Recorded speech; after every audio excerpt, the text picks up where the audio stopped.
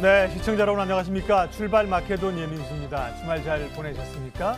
어느덧 5월 셋째 주를 시작하게 됩니다. 5월도 이제 반환점을 돌아서는 시점인데요.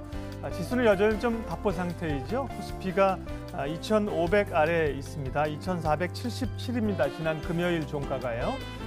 지난 4월 말에 지수를 회복을 못하고 있고요. 2,500 밑에서 맴돌고 있어서 조금 답답한 흐름들입니다. 이번 주는 여전히 좀 변동성 장세를 예측하면서 2,500 탈환할 수 있을지 전문가들은 주목을 하고 있는데요. 역시 시장의 주도적인 흐름이 어디로 가느냐가 관심사입니다. 바이오는 정말 힘을 잃어가는 건지, 남북 경협주 계속해서 지금 분부를 떼는 재료들이 나오고 있고요. 중국 소비주라든지 반도체주 이런 데 대해서도 좋은 점수를 많이 주고 있는데요. 이번 한 주는 누가 주인공이 될지 구체적인 이야기 이어가도록 하겠습니다. 우리 야간 선물은 0.09% 올라서 강보합권에 끝났다고 볼 수가 있고요. 미증시는 좀 혼조세를 보였죠. 다우는 좀 올랐습니다. 0.37% 올랐고 나스닥은 약보합권으로 끝났습니다. 새로운 한 주의 월요일 시작 출발 마케돈 장용혁의 마켓 시그널로 시작하겠습니다.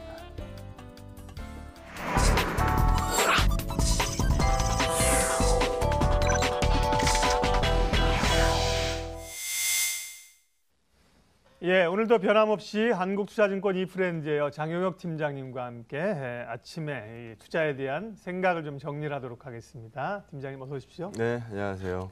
그러게요. 이번 주는 이제 뭘 봐야 되네. 기업 실적들은 대충 이제 발표가 좀 마무리돼가고 있고 일부 코스닥 기업은 남았겠죠. 우리가 이제 달러 가치 쭉 봤었고요. 이제 또 북한 이야기, 또 중국하고 긴장 관계. 이번 주 변수 좀 봐주세요. 새로운 악재가 없다라는 표현을 많이 말씀드리고 있거든요. 주말 사이에 나왔던 뉴스도 보게 되면 이제 핵시설 실제적으로 이제 폐쇄시키는 거 공개하겠다라는 부분 어제 발표 나는 거 보셨을 겁니다. 물론 더 지켜보자라는 시각도 있겠습니다만. 시장에서 분명히 긍정적 재료인 거는 사실이거든요. 부인할 수 없는 사실이기 때문에 그 부분 조금 기억해 볼 만할 것 같고요. 월요일 아침이니까 금요일 날 수급표는 잊어버리셨을 수도 있어요. 금요일 날 수급을 한번 보게 되면 제가 금요일 날 아침 방송에 나와서 이 괴리도가 너무 엉망이에요. 자료를 통해서 보여드렸죠. 이 괴리도 올리는 방법은 딱 두 가지 방법이 있습니다. 첫 번째 케이스는 외국인들이 선물 올라타면서 선물의 강도가 살아나든지 아니면은 삼성전자 중심의 현물 강도가 떨어지든지 둘 중에 하나라고 말씀을 드렸는데요. 이 목요일 날 종가 괴리도가 마이너스 0.81. 그러니까 이 시장 이론 베이시스 형성돼 있는 게 이론가에서 이 실물 베이시스 실제 베이시스 빼면은 역수로 마이너스 0.81 나왔다는 얘기입니다. 금요일 날 괴리도는 마이너스 0.21. 상당 부분 개선 만들어냈죠. 그래서 그 이유를 먼저 좀 살펴보면 일단 외국인들이 현물 2천억 매수에 더해서 선물 시장에서 거의 5천억 정도 매입을 집어넣었어요. 그렇죠? 금요일 날 수급표 잊어버리셨을까 봐 이제 말씀드리는 겁니다. 그래서 선물 강도 나쁘지 않았었고요. 이 코스피 200 이 금요일 날 상승분이 0.38%, 선물 상승폭이 0.57%, 선물이 더 많이 올랐죠. 현물의 강도가 떨어져 있다는 얘기입니다. 삼성전자 불이 안 붙었기 때문에 그래서 그 부분이 추가적으로 만들어지면서 이 베이시스 개선을 만들어냈다. 제가 금요일 날 아침에 베이시스 개선으로 가는 길이라는 표현을 썼거든요. 그래서 이거 그렇게 이상할 거 없습니다라는 부분으로 말씀드리면 될 것 같고요. 이번 주에 관심 있게 지켜보는 거는 이제 내일 저녁 발표되는 지표 하나 소개를 해보려고 합니다. 여기 자료 한번 보시면은요. 우리가 이미 CPI 값은 알아요. YOY로 2.5% 올라섰고 근원 CPI 값, 이 근원 CPI 값 같은 경우에도 2.1% 플러스 만들어낸 거 우리가 결과치를 이미 알고 있습니다. 시장에서 흔히 얘기하면은 야 봐라 물가가 이렇게 빨리 오르고 있기 때문에 금리 좀 올라가야 된다라는 부분들을 상당 부분 뒷받침하고 있는데요. 과거에도 제가 여러 번 표현했습니다만 쉴드 칠 수 있는 재료 하나 있습니다. 소비가 죽지 않았다라는 걸 증명을 해야 되겠죠. 그래서 이번 내일 저녁이죠. 소매 판매 발표되는 부분 코멘트를 살짝 말씀을 좀 드리도록 하겠습니다. 여기서 보시는 것처럼 MOM 값으로 써 있고요. 이번 가이던스는 0.3% 플러스 개선을 예상하고 있습니다. 근데 주목해서 볼 만한 그림은 이 그림이에요. 기대 인플레이션 값이 오르는 구간에서는 여기 보시는 것처럼 채권 수익률 예. 올라갑니다. 그러니까 쉽게 해석하면 이거죠. 물가가 이렇게 빨리 갈 거기 때문에 금리 빨리 올라가야 돼요 라는 부분들을 설명하는 지표라고 보시면 됩니다. 반대로 이거 뭐 기대보다 별론데 뭐 인플레이션 데이터가 뭐 기대만큼 뭐 충족하지 않는데 라는 부분들이 나오면 여기서 보시는 것처럼 10년물 국채 수익률도 같이 빠집니다. 근데 최근에는 같이 올라서는 모습을 보였고 최근에 뭐 이 공격적으로 금리가 계속 오르고 있는 건 아니잖아요. 3%에 목매달고 까딱까딱거리고 있는 상황이기 때문에 저는 제가 이미 말씀드린 바로는 3% 바깥으로 크게 벗어날 만한 재료를 찾기 어렵습니다. 지금 당장 네. 찾기 어렵습니다라는 부분으로 장기적으로는 뭐 넘어가겠죠. 네, 뭐 금리가 계속 올라가는. 염두에 둬야 된다. 네. 월가의 뭐 구루들은 그런 얘기도 일부 좀 하고 있습니다. 그렇죠. 네. 장기적으로는 금리가 계속 올라갈 거기 예. 때문에 기준금리보다 항상 높게 형성이 돼 있으니까 당연히 올라가겠죠. 근데 지금 당장 단기적으로 우리가 시장에서 소위 뭐 텐트럼이다, 뭐 금리 텐트럼이다 이렇게 얘기할 수 있는 마디목 자리는 3% 그 이상으로 크게 올라갈 이 여지가 뭐 잘 안 보입니다라는 부분으로 말씀을 드리고 있어요. 근데 최근 물가 데이터가 빠지기 시작했거든요. 그러니까 기대가 이미 100 정도를 생각하고 있는데 90 정도 나오는 거예요. 그래서 시장이 이 정도는 뭐 미리 반영돼 있어라는 부분으로 얘기 많이 하고 있는 상황이기 때문에 이번에 발표되는 물가 데이터가 기대치를 넘지 않았고 이번에 CPI 데이터가 기대보다는 낮았잖아요. 그래서 소비가 여전히 견조합니다라는 부분을 화요일 저녁에 증명하게 된다라고 하면 시장에서는 뭐 당연히 호재로 인식을 할 테니까 그 부분 한번 기억해 보시면 좋을 것 같고요. 요즘 이 아르헨티나가 IMF에 손 벌렸어요. 뭐 리라화가 뭐 까딱까딱해요. 뭐 이런 부분들 얘기 많이 들어보셨을 텐데요. 뭐 계속해서 강조드립니다만 최근 이머징 통화값이 깨지면서 이머징 지수가 깨지는 현상이 나오고 있는데요. 일반적인 현상이라고 보긴 어렵고 아르헨티나는 우리가 알게 모르게 위기를 굉장히 많이 여러 번 봤어요. 아니라는 얘기하기가 좀 어려운 게 그렇죠. 시장 정말 잘 나갈 때도 아르헨티나는 유동성 얘기가 계속해서 나왔던 곳이거든요. 네. 그래서 최근 뭐 터키나 뭐 이런 쪽에서 이 통화 가치 좀 흔들거리는 부분들이 고민을 좀 안기기는 합니다만 뭐 적어도 우리 대한민국 쪽으로 대입해서 생각해 본다라고 하면 분명히 우리 어제 나왔던 이 재료가 우리 국내에는 환시 영향으로 봤을 때는 워낙 강세 요인으로 또 작용을 할 텐데 다른 한쪽 구석에서는 이머징 통화들이 깨지면서 아우성이지만 우리는 그 색깔을 그대로 녹이고 있다라고 보지는 않습니다. 그래서 여기서 보는 것처럼 이 페소가 뭐 리라가 뭐 이런 부분들이 대표적으로 이거 기준금리 지금 미국에서 기준금리 지금 기침 몇 번 했을 뿐인데 얘는 뭐 폐렴 걸렸네 이렇게 읽을 수 있는 지표들이 몇몇 개 나오는 건 사실이에요. 하지만 전반적으로 뭐 폐렴에 걸렸으니까 이제 입원하십시오 이렇게 진단 내릴 수 있는 증시 상황은 아니라고 보고 있고요. 또 금주에 재미있게 지켜볼 만한 뉴스 중에 하나가 이겁니다. 트럼프는 요즘 기분 되게 좋을 것 같아요. 하는 대로 다 돼요. 그래요. 네, 지난번에 이 폼페이오가 3명 데리고 들어갔잖아요. 미국에 떨어지는 시간이 이제 북한에 억류돼 있던 미국인들 데리고 3명 데리고 들어갔는데 한국계 미국인. 네. 새벽에 미국 공항에 2시인가 3시인가 맞아요. 떨어졌대요. 네. 근데 트럼프 대통령이 거기 나와 있어요. 친절하게 마중 나오셨대요. 그럼 왜 나왔을까요? 네.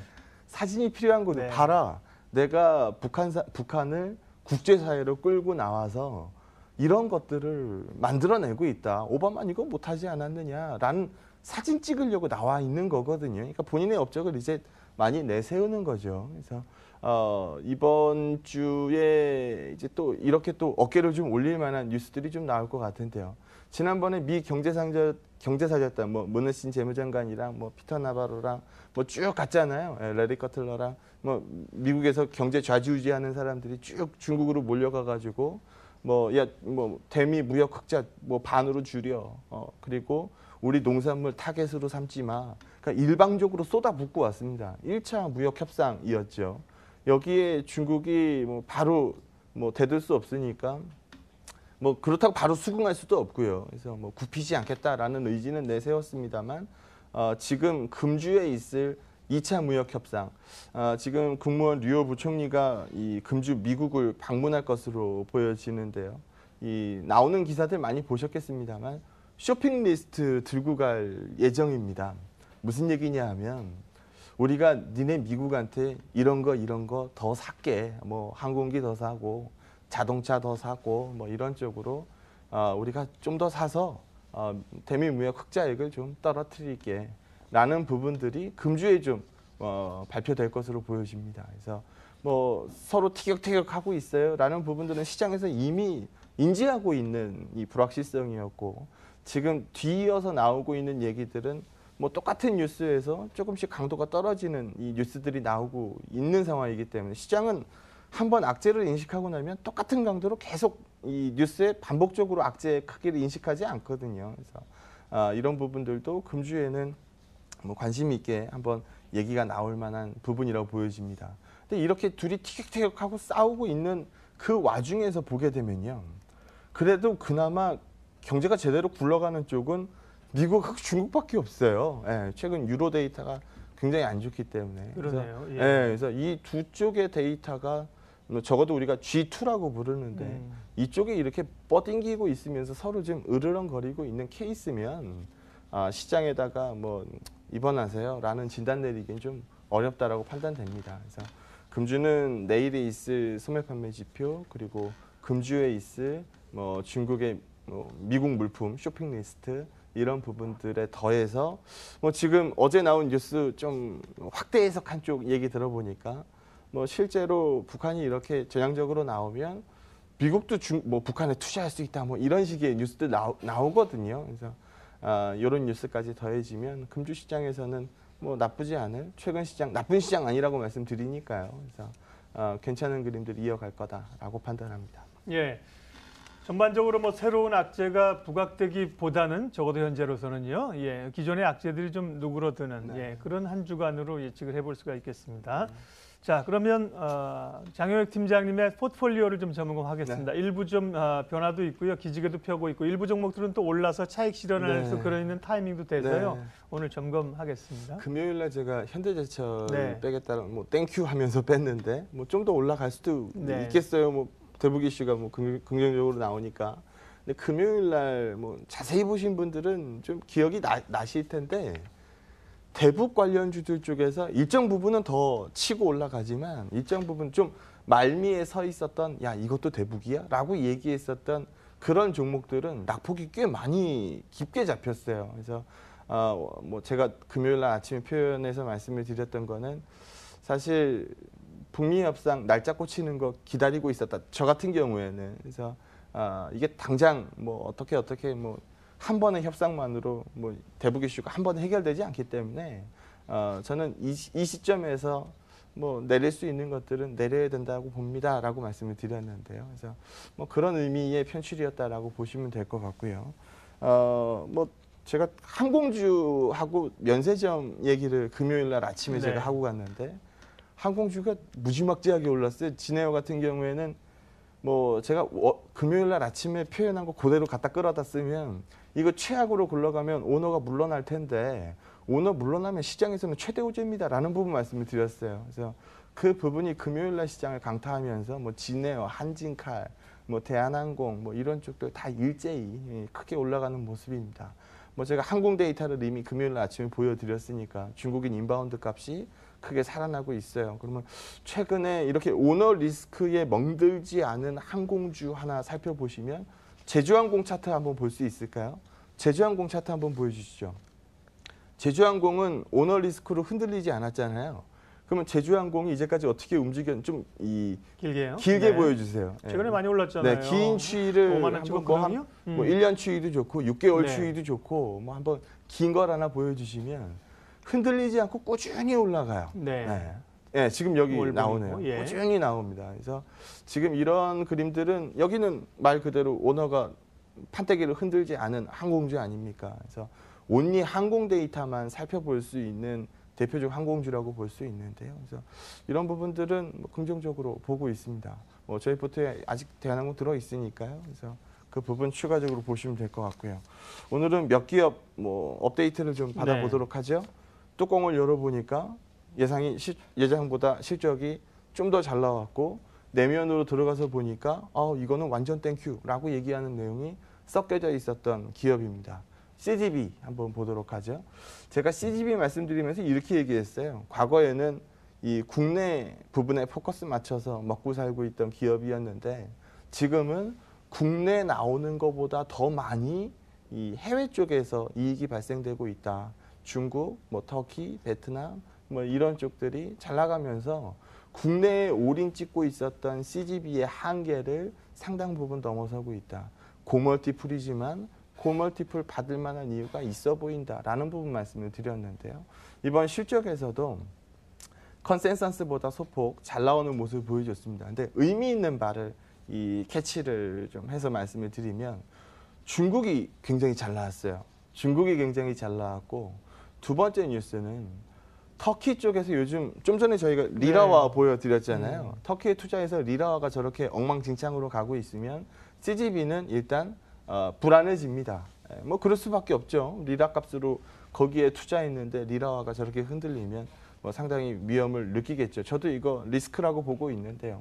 근데 지금 터키에서 나온 영업이익이 그 리스크를 덮어 씌우고 남을 만큼 영업이익이 잘 나왔어요. 그래서 그 부분 뭐 긍정적으로 시장에서 보고 있는 것으로 보여집니다. 그래서 여기 보는 것처럼 과거에는 이색이 많았다는 거예요. 뭐 두꺼운 오렌지색, 그러니까 국내의 영업이익 비중이 많았는데 지금은 이제 영업이익 비중이 국내 쪽은 이제 거의 안 보이죠. 그러네요. 많이 낮아졌고 위에가 매출이고 나머지 부분, 영업이익인데 나머지 단들이 상당 부분 메꿉니다. 뭐 국내라고 하면은 뭐 요즘에야 뭐 이 어벤져스 인피니티 워 보러 많이들 가셨겠습니다만 뭐 극장 안 간지 좀 됐어라고 하시는 분들도 계실 수 있고요. 요즘 더 이상 사이트 확장이 안 나오죠. 웬만한 곳에는 멀티플렉스건이 다 들어가 있어요. 그러다 보니까 사이트 확장이 제한적입니다. 그래서 국내 쪽에서는 이제 좀 정체되죠. 그리고 최저임금이 좀 올라서면서 뭐 페이값 같은 부분에서 조금 부담을 좀 느꼈을 거고요. 그래서 그런 부분들이 국내는 좀 부진하지만 해외 쪽으로는 데이터를 잘 만들어 가고 있다. 이 부분에 뭐 계속적인 점수를 좀 줘야 될 것 같고요. 뭐 제가 혹시 이 종목을 이제 정말 잘 움직였는데 이익 실현한다라고 하면 아마 뉴스는 딱 하나밖에 없을 것 같아요. 리라 값이 더 흔들려서 이거 진짜 터키 일 생기겠다라는 생각이 들면 그땐 제가 편출하도록 하겠습니다. 그래서 아직은 그 뉴스 아니었으니까 금요일로 굉장히 많이 올랐더라고요. 그래서 뭐 CGV 뭐 설명 한번 드려봤고요. 제가 요즘 저한테 요즘 주식 뭐 사요? 라고 하면 삼성전자요 라고 얘기하면서 뭐 그거 말고요 라고 얘기하면 풍산 사세요 라는 얘기를 개인적으로 많이 하고 다녔습니다. 풍산 차트 한번 길게 한번 보여주시죠. 풍산 차트가요 4만 원 밑에서 4만 원 밑에서 계속 이제 맴돌다가 야 이거 이러다가 3만 원 중반대까지 가는 거 아니야? 라고 우려할 정도로 세게 빠지고 있었습니다. 소위 겁먹죠. 근데 제가 읽기에는 풍산이 4만 원 밑으로 가격 반응이 나올 이유가 없다라고 보거든요. 그래서 뭐 이유라고 한다면 얘네 실적이 잘 안 나와서요 라고 얘기하거든요. 실적 잘 나오는 기업이 저가치에 가 있겠습니까? 실적 안 나오니까 저가치에 가 있었겠죠. 그래서 이 풍산 데이터를 어닝으로 읽으면은 일단 이 언더퍼폼 때리고 있다라는 부분을 뭐 말씀드릴 수 있을 것 같고요. 최근 이틀 세게 돌리기 시작했거든요. 그래서 이제는 뭐 한번 관심 있는 돈들이 좀 들어오기 시작하는갑다라고 생각할 수 있을 것 같고요. 이 그림 하나 보시면 제가 실적에 대해서 언더 때렸어요 라는 부분, 뭐 주가가 언더 때렸어요 라는 부분 설명을 드렸는데 또 하나 언더 때리는 게 있어요.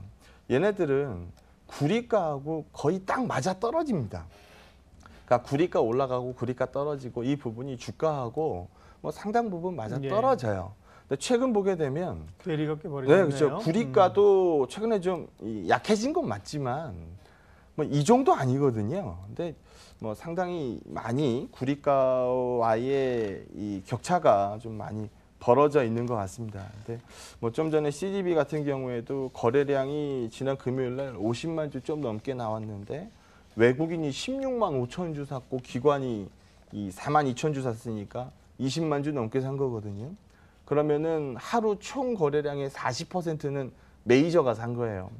풍산도 금요일 날 이 거래량이 급증을 했어요. 50만 주 정도, 이게 평소에 50만 주 거래가 나오는 종목이 아니거든요. 50만 주 거래를 찍었는데 외국인들이 12만 6천 주 샀고요. 기관이 10만 5천 주 샀습니다. 합치면은 뭐 25만 주까지는 아닙니다만 뭐 거의 25만 주 가까이 산 것 같아요. 절반 값은 메이저 수급입니다. 그러면 지금 털리고 있는 쪽은 개인이라는 얘기거든요. 고생했으니까 오랜 기간 이 주가 뭐 왜 이렇게 안 좋아요? 뭐 이런 부분으로 읽었었기 때문에 뭐 수급적으로 좀 이 손바뀜도 세게 나오고 있다라고 생각합니다. 구리가 조금 더 자세히 하나 보여드리면 원체 무서운 시세였어요.